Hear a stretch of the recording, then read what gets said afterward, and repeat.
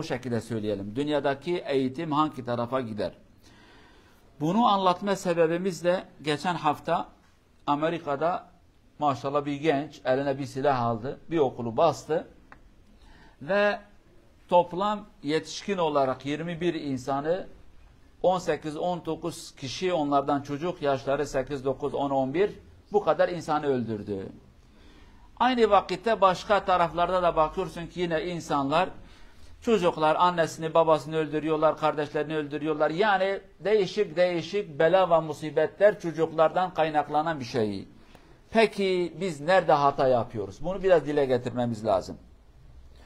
Değerli cemaat, çocukların eğitimi için en önemli olan yer, en önemli olan merkez anne ve babadır. Ev. Çocuklara en iyi eğitimi, terbiyeyi verecek olan kurumlar aile kurumu. Bu bir. İkincisi okul ve eğitim. Önce anne baba, sonra okul. İkisi beraber çalışsalar çocukların eğitimi güzel olur. Fakat birbirlerine düşman olurlarsa o zaman bu evlatlar ortadan kaybolup gidiyorlar. Bugün İslam coğrafyası ve diğer coğrafyaya baktığımız zaman biz bu musibeti yaşamaktayız. Devlet eğitim kurumları iyi bir şekilde eğitim vermiyorlar. Anne babalar da kendi görevlerini yapmıyorlar. Bu sebeplerden dolayı çocuklarımız elden kaçtı gitti.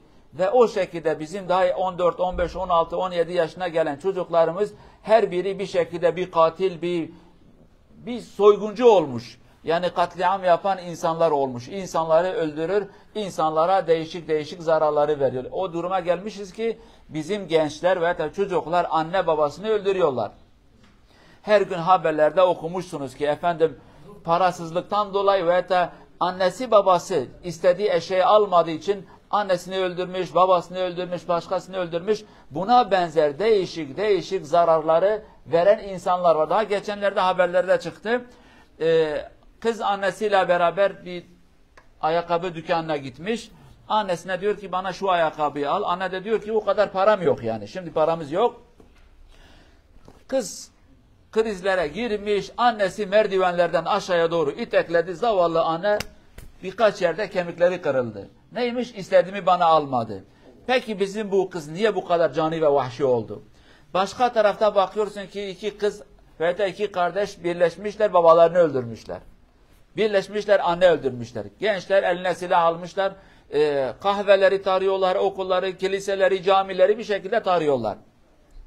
Biz nerede hata yapıyoruz? Eğitim kurumları olarak, genel olarak. Tabii en büyük sorumlu devlettir. Bunu kabul etmemiz lazım.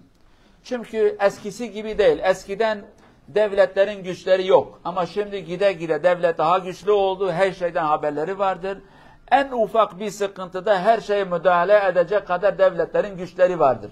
Devlet derken de bir devleti değil, genel olarak söyleriz bu lafı. Sağa sola kimse çekmesin bu lafı.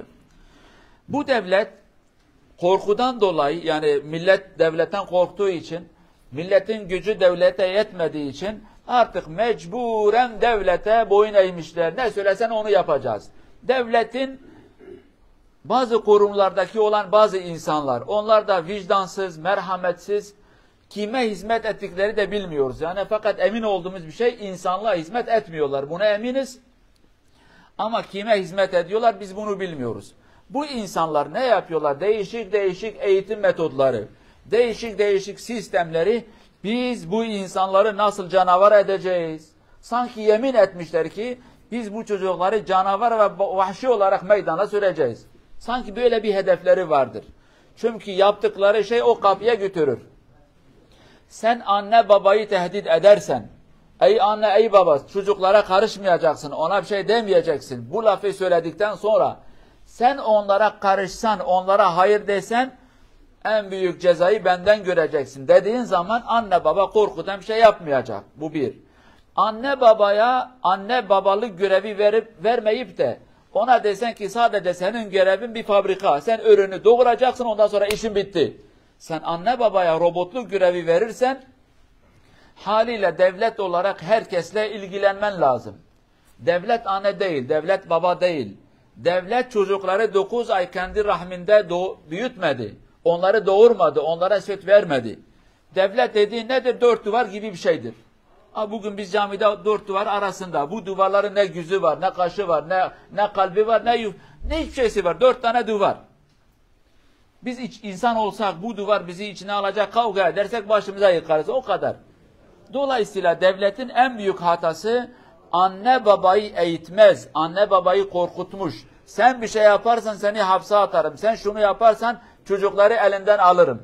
Peki ey devlet, dürüst olursan, samimi olursan, doğrudur birçok anne ve birçok baba eğitim hakkında gerçekten cahildirler. Çocuklarını nasıl yetiştirecekler bunu bilmiyorlar. Devletin birinci görevi iyi anne, iyi baba yetiştirmek. Okulun var, imkanların var, televizyon ve programların çoktur. Maddi olarak sen bu eğitimi anne babalara verebilirsin. Bunu yap ve onlara eğitim ver. Ey anneler, ey babalar, çocuklarınızı almayacağım. Fakat siz nasıl annelik, babalık yapacağınızı iyi bilmiyorsunuz, size bir eğitim vereceğim. Devlet bunu yapmalı. Onlara destek vermeli. Topluma iyi anne, iyi babaları yetiştirmeliyiz. Ama onu yapmadığımız zaman devletin ne kadar askeri var, ne kadar polisi var? Her bir devletin birkaç tanesi var. Fakat devlete kaç milyon çocuk var onu düşünün bakayım. Mesela Norveç'in nüfusu 5-6 milyon. Kaç milyon çocuk var bu devlete? Kaç bin asker vardır? Bak belki 1 milyondan fazla çocuk vardır. Daha fazla. Devlete efendim 50 bin polisi olsun, 50 bin askeri 100 bin oldu. Ya bu 100 bin nasıl 1 milyona bakacak? Bunların da ailesi var, çocukları var. Bunu yapacağıma o 500 bin anne babaya iyi bir eğitim versem, her bir anne bir baba 2 tane çocuğa bakacak. Bitti gitti. Bir anne bir baba 2 tane de çocuk, yani her bir insan bir kişiye bakacaktır. Yükümü hafifleteceğim. Bunu yapmazlar. Şimdi devletin kurumları neyi yapıyorlar? 2 tane hedefi var okullarda. Avrupa'da bu çok yaygın. Orta Doğu'ya da bu gelmek üzere. Çocuklara diyor ki sen anne babaya hayır diyebilirsin. Sen hayır söyle. Kimseden korkma, arkandayım. Bu bir. Yani anne babaya karşı itaatsizlik. İkinci bir şey, yani onu vahşi bir serseri olarak meydana gönderiyorlar. Canın ne istiyorsa şehvetle ilgili, namusla ilgili yap. Yani 2 şeyi bitirdiler. Anne babaya saygıyı bitirdiler. İkincisi şehvet nedir, haram nedir, helal nedir, zina nedir, bu yok. İstediğini yap diyor. Ve bu yaşı daha 8, 9, 10 yaşına kadar getirmişler. Maalesef bu 2 hatayı verdiler ve gelecekte gerçekten hepimiz büyük bir tehlikenin içine olacağız. Yani mesela devlet diyor ki 18 yaşına gelmeyen bir çocuk tamam araba sürmez, ehliyet alamaz ama 10 yaşındaki bir insan cinsel ilişkiye girebilir. Allah Allah. Ya bir arabayı sürmeye müsaade etmiyorsun da niye sen bunu söylüyorsun? Veyahut da 18 yaşına gelmeyene kadar sigara alamaz dükkanlarda, alkol alamaz. Sen bunu yaparsın, diyoruz ki tamam yeterli değil ama şehvetle ilgili sen istediğini yap. Ya bu eğer eksikse bunu da yapmayacak, tamamsa her şey yapsın. Dolayısıyla bu iki hastalığı da onlara bulaştırdılar. Canın istediği şekilde cinsel ilişkiye gir, kadın kadına, erkek erkeğe, bunu yapın. Maalesef şunu da söylemek lazım. Biz Müslümanlar birçok zaman yani devletin baskısından dolayı konuşamıyoruz da.